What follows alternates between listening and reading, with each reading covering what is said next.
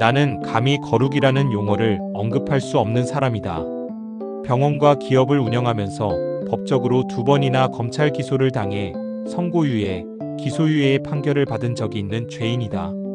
무지의 결과였고 억울한 면이 있었으나 현행법을 위반한 것은 틀림없었다. 그것은 겉으로 드러난 것이고 하나님 앞에 서면 날마다 가슴을 치며 애통할 수밖에 없는 죄인이다. 아직도 세상의 영향력을 극복하지 못하는 연약함과 죄성, 견고하지 못한 믿음을 한탄하게 된다.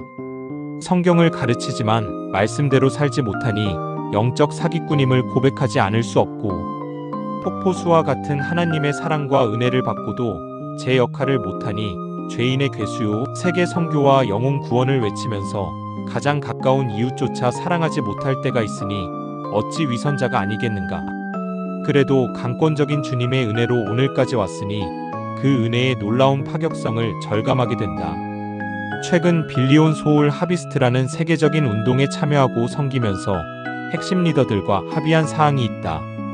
그것은 홀리, 험블, 히든의 3H 원칙인데, 이 매력적인 원칙은 많은 글로벌 리더들이 이 운동에 동참하는 결정적인 역할을 하게 됐고, 리더들의 강점을 끌어내는 힘이 되었다. 거룩, 겸손, 은닉의 원칙. 거룩의 본질은 하나님을 두려워하는 것이다. 그래서 겸손해지고 내가 드러나지 않게 되기에 이른바 3H의 리더십은 하나로 관통한다. 거룩이라는 단어가 신약에서는 온전함, 충만함의 의미로 쓰이고, 그리스도의 장성한 분량이 충만한이라는 표현에서 뜻이 완성된다. 거룩은 진실한 회개의 열매로 맺어진다. 사실 한국교회가 회개를 자주 언급하지만 이는 감성의 문제가 아닌 하나님을 두려워해 빛으로 오는 방향성의 문제이다. 어둠을 떨쳐버리고 빛으로 오는 여정인 것이다. 그런 의미에서 저가 빛 가운데 계신 것 같이 우리도 빛 가운데 행하면 우리가 서로 사귐이 있고, 그 아들 예수의 피가 우리를 모든 죄에서 깨끗하게 하실 것이요. 이의 말씀은 자백하기만 하면 죄사함을 받는다는 말씀을 보완하는 중요한 성경 구절이다. 겸손은 거룩의 얼굴이다. 최근 유명해진 투자 전문가 레이 달리오의 원칙이라는 책은 나 자신을 깊은 자기 성찰로 이끌며 나약한 사고의 틀을 철저히 변화시켰다. 잘 나가던 그가 나이브한 경영으로 부도를 맞고 처절한 성찰 끝에 얻어낸 결론은 나는 언제든 틀릴 수 있다는 극단적 겸손과 철저한 경청이다. 그래서 그는 중요한 결정을 할 때 의도된 반대파를 만들어 토론하는 방식을 택한다. 문제를 파악할 땐 급진적 투명성, 해결책을 제시할 땐 급진적 개방성을 모토로 투자정책 회사를 세운 뒤 놀라운 성공을 거두며 승승장구하고 있다. 대부분의 독서는 어두운 밀실에서 이루어진다. 여기엔 투명성과 개방성이 비집고 들어갈 틈이 없다.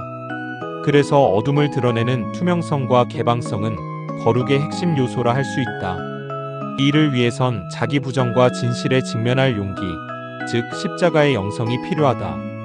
그런 의미에서 거룩은 하나님과 사람 앞에 있는 그대로 드러낼 용기가 있는가의 문제로 귀결된다.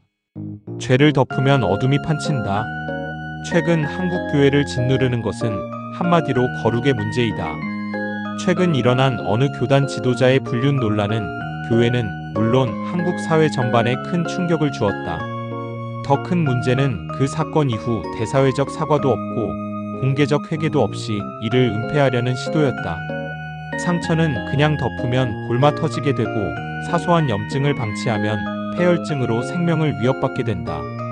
얼마 전 필자가 섬기는 한 선교단체에서도 이사회 회의록 변조가 큰 이슈가 된 적이 있었다.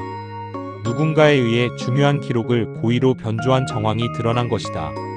이럴 때 항상 등장하는 이슈는 그냥 은혜로 덮고 가자는 것과 드러내어 바로 잡자는 두 가지 입장의 대립이다. 그러나 은혜는 회개한 죄인을 품는 것이지 죄를 덮는 것이 아니다. 위장된 평화는 항상 파국을 가져온다. 공의 없는 은혜는 없다.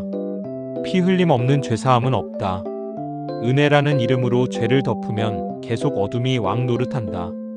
하나님을 두려워하지 않고 사람을 의식해 죄를 덮는 공동체는 반드시 망하게 돼 있다.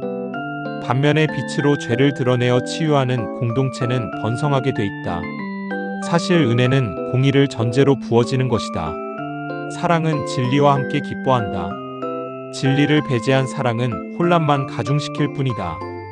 거룩의 또 다른 얼굴은 책임을 진다는 것이다. 필자는 최근에도 병원 문제로 경찰 조사를 받은 적이 있는데 아랫사람의 실수이지만 양벌 규정에 의해 대표자인 병원장도 처벌을 받는다는 것을 알게 되었다. 물론 병원에는 대표원장 등 실무자가 있지만 대표자는 실무에 관여하지 않아도 무한 책임을 지게 되는 것이다. 이 일을 통해 충격을 받고 리더로서 감당해야 할 책임감의 무게를 실감하게 되었다. 과연 내게 부과된 사명과 부르심의 영역에서 무한 책임을 느끼고 있는가? 충성스러운 청지기로서 주님의 주대심과 우리의 청지기신 분을 인정하는 겸손한 종으로 주님 앞에 몸부림치고 있는가? 예수님의 경고 중 가장 무서운 말씀은 주인의 뜻을 알고도 준비하지 아니하고 그 뜻대로 행하지 아니한 종은 많이 맞을 것이요. 알지 못하고 맞을 일을 행한 종은 적게 맞으리라. 물은 많이 받은 자에게는 많이 요구할 것이요. 많이 맡은 자에게는 많이 달라 할 것이니라는 구절이다. 영적 리더에게는 거룩 겸손 은닉이라는 기본 덕목 외에 하나님 앞에 무한 책임을 지는 태도가 요구된다.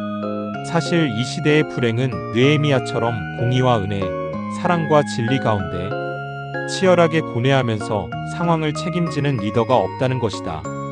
요즘은 새로운 역할을 덜컥 맡기가 겁난다.